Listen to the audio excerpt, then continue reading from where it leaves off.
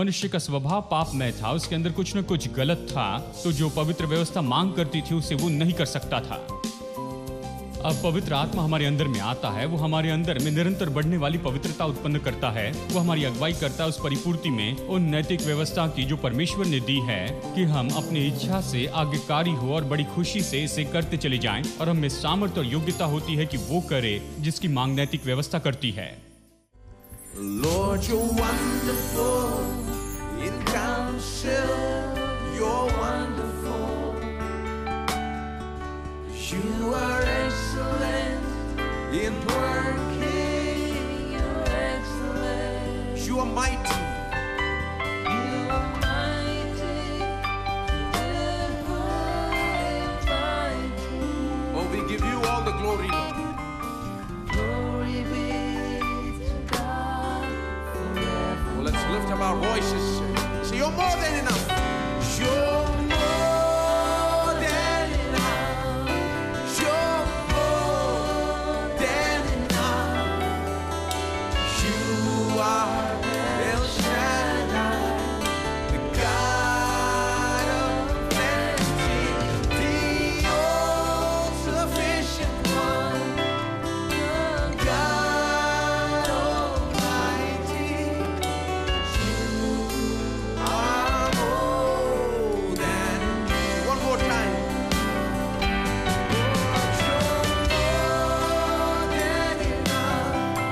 You're more than enough. You are El Shaddai, the God of plenty, the all-sufficient one, the God Almighty. You are more than enough. Oh, you are more than enough.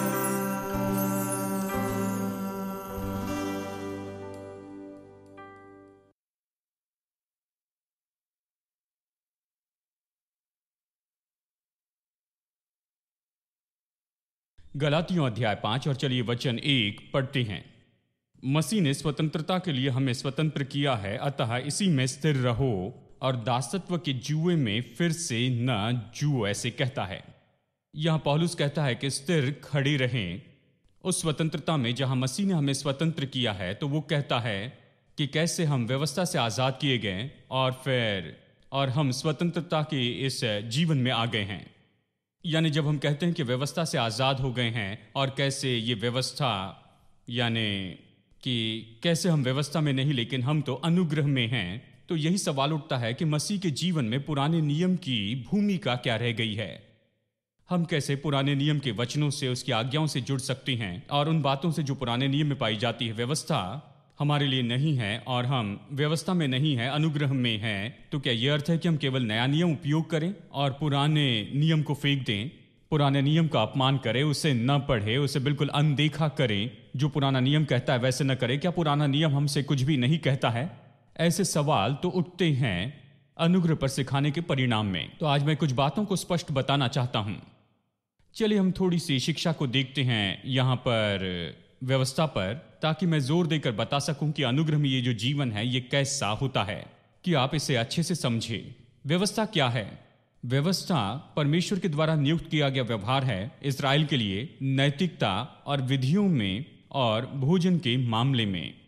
3 तरह की व्यवस्था हैं जिसके बारे में आप पुराने नियम में पढ़ते हैं। इसे सुनने पर पुराने नियम को अच्छे से समझ पाएंगे। देखिए, नैतिक नियम है जैसे कि 10 आज्ञाएं हैं, उसके बाद में विधियों की व्यवस्थाएं हैं जिसका संबंध बलिदान के साथ है, और यानी दिनों का पालन करना और पर्व को मनाना और ये सब। और फिर वहाँ है भोजन के नियम या तंदुरुस्ती के नियम, अगर इस तरह से कहे तो। यानी सभी के पास व्यवस्था है, यानी जब समय शुरू हुआ उसी समय से हर तरह के लोगों के पास में व्यवस्थाएं थी, केवल यहूदी लोगों के पास नहीं। तो फिर कौन सी बात इन यहूदी व्यवस्था को या इस व्यवस्था को जो परमेश्वर ने यहूदियों को दी वो इस तरीके से विशेष हो गई?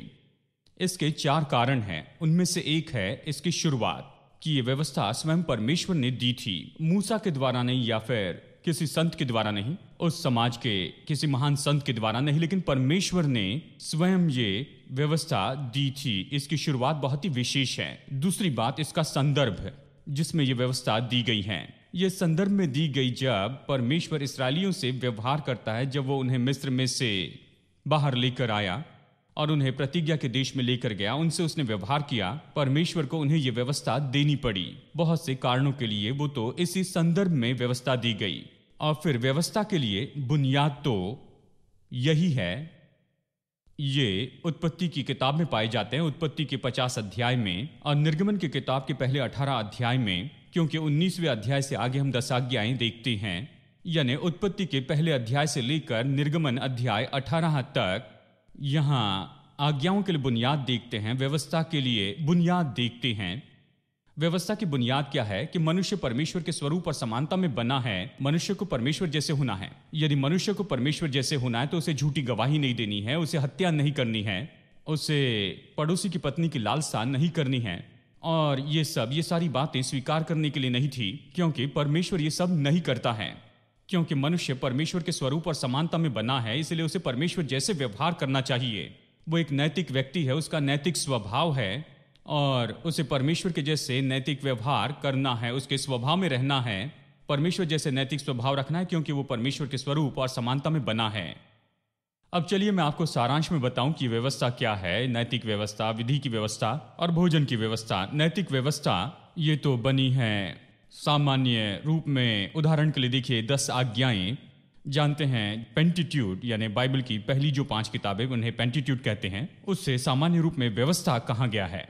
और अगर आप निर्गमन अध्याय 19 से, जहां पर 10 आज्ञाएं बताई गई है, वहां से व्यवस्था विवरण तक अगर जाएं, वो कहते हैं कि इस तरह से 619 ऐसी अलग आज्ञाएं हैं जो दी गई।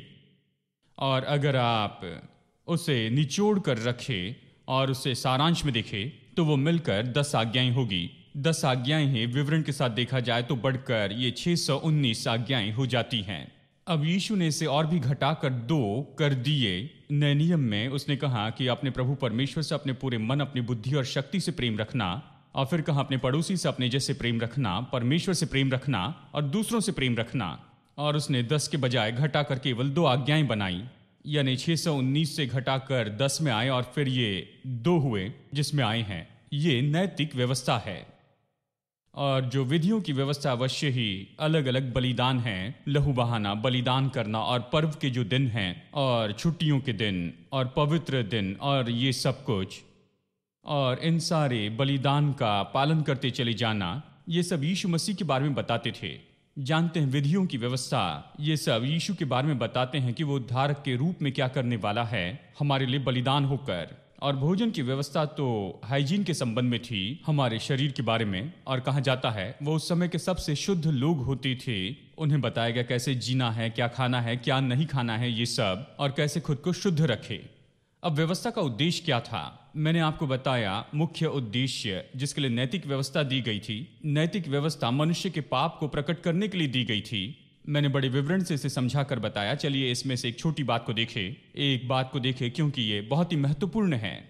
नैतिक व्यवस्था का मुख्य उद्देश्य यानी 10 आज्ञाओं का और ऐसी व्यवस्थाओं का यही था कि ये मनुष्य का पाप उस पर प्रकट करेगा। व्यवस्था इसलिए नहीं दी गई थी कि मनुष्य इसे कर सके और खुद को वो धर्मी देख सके, नहीं तो यीशु को आने की जरूरत नहीं थी। व्यवस्था काफी थी, मनुष्य इसे पूरा करके धार्मिक जीवन जी सकता था। व्यवस्था इस बात को साबित करने के लिए दी गई थी कि मनुष्य एक पापी है। अब व्यवस्था तो आईने जैसे हैं, ये आपको बता सकती है कि आप गंदे हैं लेकिन साफ नहीं कर सकती। देखिए यहाँ सभी लोगों ने आज सुबह आईने में देखा है, हो सकता है शायद 10 बार देखा हो, आपने बार बार देखा हो। आईने ने आपको क्या दिखाया है? आईने ने आपको दिखाया कि आप गंदे हैं। आईने ने बताया कि आपका चेहरा साफ करना चाहिए और आपको जाकर नहाने की जरूरत है। आईना आपको बताता है कि आपको कंघी करनी है, चेहरे को ठीक करना है और ये सब कुछ। यानी जो कुछ आईने ने कहा वो हमने किया, यानी उसे ठीक किया। आईना हमें साफ नहीं कर सकता है, आईना इस तरह से मदद नहीं कर सकता है। आईना बता सकता है कि हम यहाँ पर गंदे हैं। व्यवस्था इसी तरह से दी गई थी। व्यवस्था हमें बता सकती है और हमारे अंदर जो पाप है वो हम पर प्रकट कर सकती है, लेकिन हमें शुद्ध नहीं कर सकती है। ये मानो ऐसे है कि आप एक घर में जाते हैं जिसका काफ़ी समय से उपयोग नहीं हुआ है, हर जगह पर धूल पड़ी है। और देखिए, शुरू में अगर आप इसे बाहर से देखें तो ये तो वहाँ से बाहर से धूल भरा नहीं दिखता है, लेकिन फिर आप महसूस करते हैं कि वहाँ पर बहुत सी धूल है और आप उसे साफ करना चाहते हैं। जब आप उसे साफ करते हैं तो वो सारी धूल आप पर आ जाती है। जानते हैं, व्यवस्था ऐसी ही है। परमेश्वर ने व्यवस्था दी ताकि मनुष्य व्यवस्था के अनुसार करने की कोशिश करे, जो 10 आज्ञा कहती है वो करते जाए, और ऐसा करने के द्वारा वो ये जानेगा कि उसमें ये कमी है। जो कुछ व्यवस्था कहती है उसे करने के लिए उसे मदद की जरूरत है। व्यवस्था अच्छी है, वो बुरा है। व्यवस्था अच्छी है लेकिन ये तो पापी है, और इसलिए जो व्यवस्था कहती है उसे नहीं कर सकता है, यानी पाप प्रकट करने के लिए। ये तो दूसरा उद्देश्य है नैतिक व्यवस्था के लिए, यही कि ये तो देश के नैतिक और सुरक्षित व्यवहार को निश्चित कर लेना है। देश में सभी लोग सुरक्षित व्यवहार करें, इसलिए कि सभी लोग जानते हैं सबसे अच्छी तरह से व्यवहार करें। अब देखिए, उदाहरण के लिए आइए गलातियों अध्याय 4 में चलते हैं। यहाँ पर हम पढ़ेंगे क्योंकि ये बताता है, पौलुस बताता है बहुत ही सुंदर तरीके से। और चलिए मैं आपको आज के दिनों का उदाहरण देता हूँ। कहिए कि एक बहुत ही धनी व्यक्ति है और वो अपनी वसीयत लिखना चाहता है, और उसके 2 छोटे बच्चे हैं जो अभी बड़े नहीं हुए हैं। तो वसीयत कैसे लिखेगा? वो किसी को कस्टोडियन के रूप में रखेगा कि वो संपत्ति और जायदाद को देखे जो कि उसकी है, कि वो व्यक्ति उन बच्चों की और उन सारी संपत्ति की देखभाल करते जाए और राह देखे जब तक कि बच्चे बड़े न हो जाएं। कहिए 25 साल या फिर जो कुछ भी उम्र उन्होंने लिखी हो, यानी उस समय तक राह देखे। उसके बाद में सारी चीजें सुरक्षित रूप में बच्चों को सौंप दे, और उस समय तक ये बच्चे उनकी परवरिश में रहते हैं। वो गार्डियन होते हैं, वो है जो उन बच्चों की देखभाल करेंगे। बच्चों को गार्डियन चाहिए, ऐसे व्यक्ति चाहिए जो उनकी देखभाल करे, क्योंकि अगर आप उनके हाथों में लाखों डॉलर दे दें तो वो उसे संभाल नहीं पाते हैं। तो उन्हें गार्डियन चाहिए, और इसलिए व्यवस्था ऐसी ही गार्डियन है जिसकी देखभाल में परमेश्वर ने हमें रखा। पौलुस कहता है, वो सच में ऐसे ही कहता है। देखिए अध्याय 4, गलातियों अध्याय 4 वचन 1, मैं ये कहता हूं कि वारिस जब तक बालक है, यद्यपि सब वस्तुओं का स्वामी है, तो भी उसमें और दास में कोई भेद नहीं।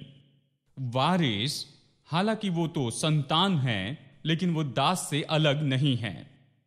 देखिए, जब बालक एक छोटा बच्चा होता है तो उसमें और दास में कोई फर्क नहीं होता है, और दास तो उस पर अधिकार करता है। उससे कहता है बैठ जाओ और अपना भोजन करें, कपड़े पहनकर स्कूल जाने के लिए तैयार हो जाएं। दास तो उस बच्चे के लिए अधिकारी होता है, उसे साफ करता है, उसे तैयार करता है, निश्चित करता है कि सारी किताबें ले ली, और फिर उसे स्कूल तक पहुंचाता है। और ये छोटा बच्चा, हालांकि सारी बातों का वो मालिक है, वो वारिस है, वो अभी भी अपने घर के उस नौकर की आज्ञा मानता है। देखिए, उन दिनों में उस समय गुलाम होते थे, वो गुलाम की आज्ञा मानता था, इसलिए बालक और गुलाम में कोई फर्क नहीं होता था। और वो बस एक बालक है, इसलिए वो तो उस गुलाम के अधिकार में आता था। परंतु पिता के ठहराए हुए समय तक संरक्षकों और प्रबंधकों के वश में रहता है। वचन 2 ये यही तो कहता है जो हम कह रहे हैं कि वो बालक जो है वो तो निश्चित समय तक उनके वश में रहता है। वैसे ही हम भी, अब विश्वासी के बारे में कहता है, वैसे ही हम भी जब बालक थे तो संसार की आदि शिक्षा के वश में होकर दास बने हुए थे। परंतु जब समय पूरा हुआ तो परमेश्वर ने अपने पुत्र को भेजा, जो स्त्री से जन्मा और व्यवस्था के अधीन उत्पन्न हुआ, ताकि व्यवस्था के अधीनों को मोल लेकर छुड़ा ले और हमको ले पालक होने का पद मिले। और इसलिए तुम जो पुत्र हो, इसलिए परमेश्वर ने अपने पुत्र की आत्मा को हमारे हृदय में भेजा है, जो अब्बा पिता कहकर पुकारता है। इसलिए तू अब दास नहीं परंतु पुत्र है, और जब पुत्र हुआ तो परमेश्वर के द्वारा वारिस भी हुआ। अब चलिए इसे सारांश में बताता हूं। जानते हैं बहुत सी बातें हैं, लेकिन चलिए मैं आपको इसे सारांश में बताता हूं। देखिए, यहां पर यही तो कह रहा है, ये कह रहा है वो लोग जो व्यवस्था में जीते थे पुराने नियम के समय, मसीह के पहले, मसीह के आने के पहले, वो कैसे रहते थे। ये कहता है वो संरक्षकों और प्रबंधकों के वश में रहते थे। देखिए, जैसे कि बच्चे की देखभाल करने के लिए कोई होता है, यानी गार्डियन उसकी देखभाल करते हैं। हालांकि वो बालक है, वो वारिस है, फिर भी गुलाम जैसे रहता है। यानी देखिए, वो बालक है, परिपक्व नहीं है, उसकी देखभाल की जाती है। लेकिन जब समय पूरा हुआ तो ये कहता है कि यीशु तो स्त्री से जन्मा, यानी वो स्त्री से जन्म और व्यवस्था के अधीन उत्पन्न हुआ कि उन्हें छुड़ा ले। यानी यीशु आया और छुटकारा आया, और यहाँ पर यीशु के आने के कारण यानी फिर छुटकारा आया, फिर वो आत्मा आई, वो आत्मा जो हमारे हृदय से अब्बा हे पिता पुकारती है, फिर स्वतंत्रता आई, वो कहता अभी तुम दास नहीं रहे लेकिन तुम पुत्र हो, वो कहता है। नया नियम तो वो है जहां पर हमें पुत्रत्व दिया गया है, परमेश्वर हमें पुत्र के रूप में पहचानता है और अब हम दास नहीं रहे। ठीक है, तो देखिए बहुत बड़ा फर्क है व्यवस्था के अंदर जीने में और अनुग्रह के अंदर जीने में, पुरानी वाचा में जीने में और नई वाचा में जीने में। यानी नैतिक व्यवस्था का पहला उद्देश्य यही था कि हमारे पापों को प्रकट करे, और फिर दूसरा उद्देश्य था कि देश में निश्चय सुरक्षित व्यवहार किया जाए, और तीसरा उद्देश्य यही था कि बुरे व्यवहार को दूर करते जाए। पहला तिमोथी अध्याय 1, चलिए यहाँ पर वचन पढ़ता हूँ। यहाँ पहला तिमोथी अध्याय 1 वचन 8 और 9। हम जानते हैं कि यदि कोई व्यवस्था को उचित रीति से काम में लाए तो ये भली है, ये जानकर कि व्यवस्था धर्मी जन के लिए नहीं पर अधर्मियों, निरंकुशों, भक्तिहीनों, पापियों, अपवित्र और अशुद्ध मनुष्यों, माँ बाप का घात करने वाले, हत्यारों, माँ बाप की हत्या करने वालों, हत्यारों, व्यभिचारियों, पुरुषगामियों और मनुष्य के बेचने वालों, यानी मनुष्य के बेचने वाले, झूठ बोलने वाले और झूठी शपथ खाने वालों और इसके अतिरिक्त खरे उपदेश के सब विरोधियों के लिए ठहराई है। अब यहां पर यह कहता है कि व्यवस्था तो खासकर अधर्मियों के लिए है, व्यवस्था तो अधर्मियों के लिए दी गई थी। यदि आप धर्मी व्यक्ति हैं, व्यवस्था को मानने वाले हैं, तो व्यवस्था नहीं चाहिए। अधर्मियों को व्यवस्था चाहिए, और उस देश से बुरे व्यवहार को दूर करने के लिए परमेश्वर ने इसे दिया, इसलिए कि परमेश्वर बुरे करने वालों को शांत कर दे और उन्हें दंड देता जाए और बुरे काम करने वालों पर अंकुश रखे। चौथी बात ये इसलिए दी गई कि सही व्यवहार में ये सिखाते जाए, तो उन्हें अनुमान लगाने की जरूरत नहीं कि परमेश्वर को क्या पसंद है, वो क्या चाहता है। बस वो व्यवस्था को देखे और जाने परमेश्वर कैसा और वो क्या चाहता है। अब हम कहते हैं हम व्यवस्था से स्वतंत्र हैं, यानी इन तीन तरह की व्यवस्था से, नैतिक व्यवस्था से, विधियों की व्यवस्था और खान पान की व्यवस्था। पहले बताऊं, विधियों की व्यवस्था हम इससे स्वतंत्र हैं क्योंकि यीशु आ चुका है। विधियों की व्यवस्था या जो बलिदान है तो आने वाली बातों की परछाई थी, और इसकी परिपूर्णता तो मसीह है। जब मसीह आया तो परछाई की कीमत चली गई, मसीह आ चुका है। जानते हैं शादी होने के पहले, जैसे कि भारत में पुरानी परंपरा में वो पहले लड़की की तस्वीर भेजा करते थे, यानी आपके हाथ में केवल फोटो होती थी, बस उसकी फोटो देखनी थी, लड़की को देख नहीं सकते थे, और फिर लड़की देखने का अवसर होता था, फिर बाद में शादी तक नहीं देख सकते थे। ये एक और बहुत बड़ी बात थी, जानते हैं, यानी विवाह होने तक आपके पास में केवल उस लड़की की केवल फोटो होती थी, और फोटो देखकर कहते मैं सुंदर लड़की से शादी करूंगा, ये मेरी पत्नी होगी, फिर शादी करते उसे घर लाते। और अब अगर आप केवल बैठकर फोटो देखते जाएंगे तो आपके दिमाग में कुछ न कुछ गड़बड़ी हो गई है, क्योंकि अब वो व्यक्ति आपके पास में है, वो लड़की आपके साथ में है, इसलिए फोटो की जरूरत नहीं है। बाइबल कहती है कि जो बलिदान थे वो तो आने वाले चीजों की परछाई थी, वो केवल दिखा रहे थे कि मसीहा क्या करेगा, उसका लहू बहाया जाएगा, उसकी मृत्यु हमारे लिए, उसका बलिदान, वो हमारे पापों के लिए प्रायश्चित करेगा। ये सारी बातें केवल उसी के बारे में कहती थी। जब यीशु ने आकर इसे कर लिया तो ये सारी चीजें अर्थहीन हो गई, क्योंकि जो मुख्य बलिदान था वो तो आ चुका है, अब वास्तविकता आ चुकी है, इसलिए परछाई की अब यहाँ कोई जरूरत नहीं थी। यानी विधियों की व्यवस्था, जानते हैं, ये तो यानी हम उससे परे हो चुके हैं, हम उससे अभी स्वतंत्र हो गए। साथ में खान पान की व्यवस्था भी जानते हैं। अब देखिए खान पान की व्यवस्थाएं, यानी मैं सोचता हूं इन दिनों में ये सच में बहुत ही अच्छी है। मेरी दादी हमेशा बाइबल के अनुसार करती थी। कुछ तरह की मछलियां नहीं खा सकते थे, जानते हैं, इसलिए क्योंकि बाइबल ये कहती है, और मैं सोचता हूं इसने हमें मुश्किलों से बाहर रखा और हमें डॉक्टर से भी बहुत ज्यादा दूर रखा, क्योंकि इन बातों में बहुत ही मूल्य है। आप इन बातों का ऐसे इनकार नहीं कर सकते हैं। लेकिन जानते हैं कि आज इन दिनों में मेडिकल बहुत ही एडवांस हो चुका है, वो सीखे हैं कि कैसे इनसे निपटे, कैसे इससे व्यवहार करें, खतरनाक चीज़ों को कैसे दूर रखें, और ये सब। यानी अब हम आज़ाद हैं कि हम इसे खा सकते हैं, इन दिनों में हम उसे खा रहे हैं। लेकिन खान पान की व्यवस्था यहूदियों के लिए महत्वपूर्ण थी। कारण तो यही है, जानते हैं, उस पुराने समय में, उस समय एक चीज़ थी जिसे कहते थे black death.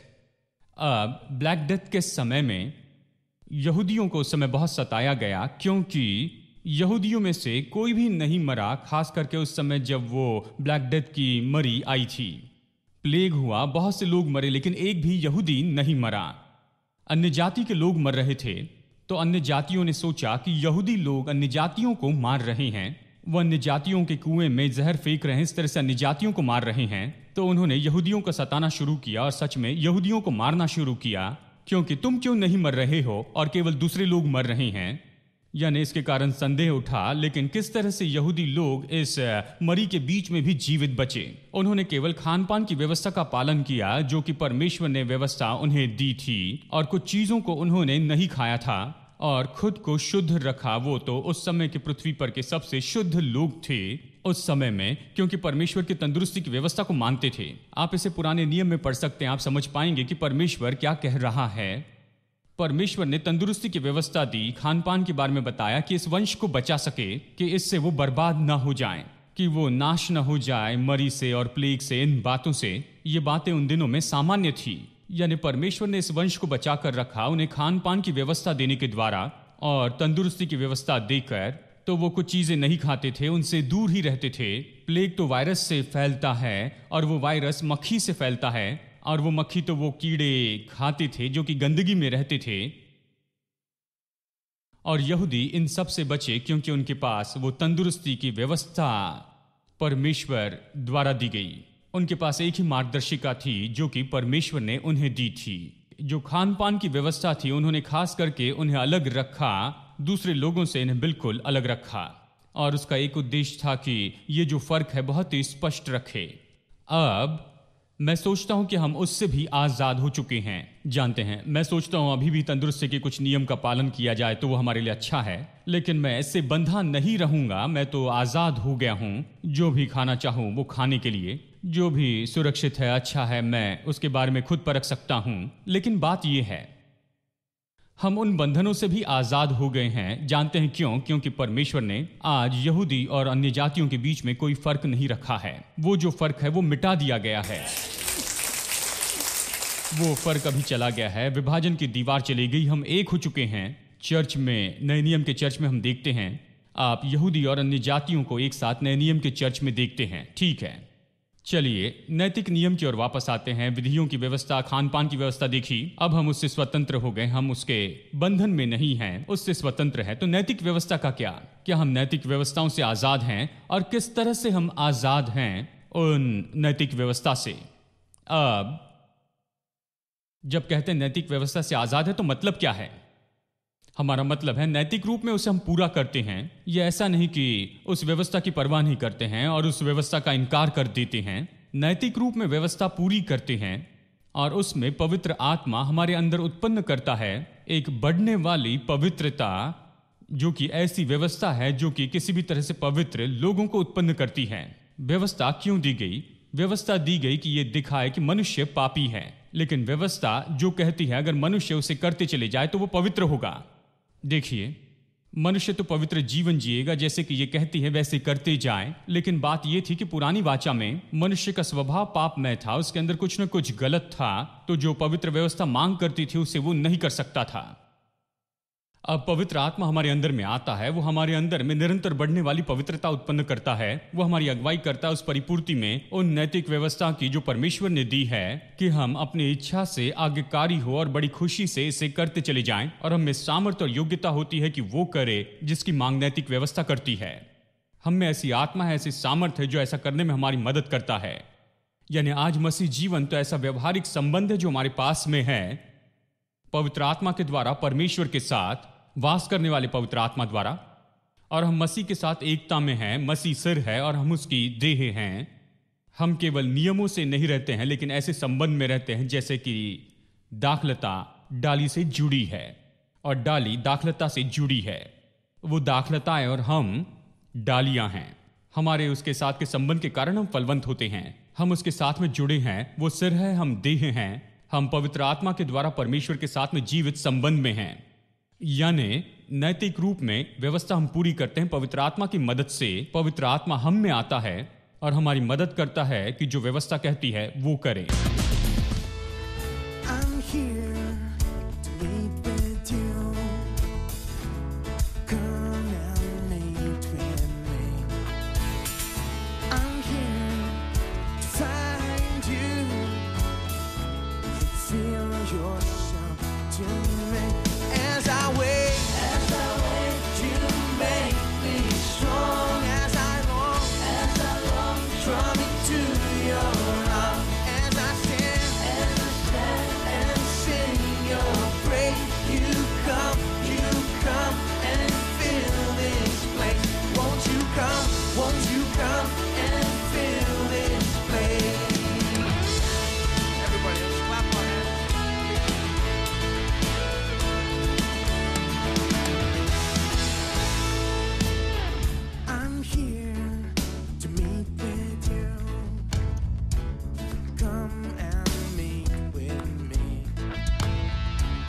here to find you. Reveal yourself to me as I wait. You make me strong as I long. Draw me to your arms as I stand and sing your praise. You come and fill this place as I wait. You make me strong as I long. Draw me to your arms as I stand and sing your praise. You come and fill this place. Won't you come and fill this place? Oh Lord Jesus, come and fill this place, oh Lord. Oh, make your presence known to us.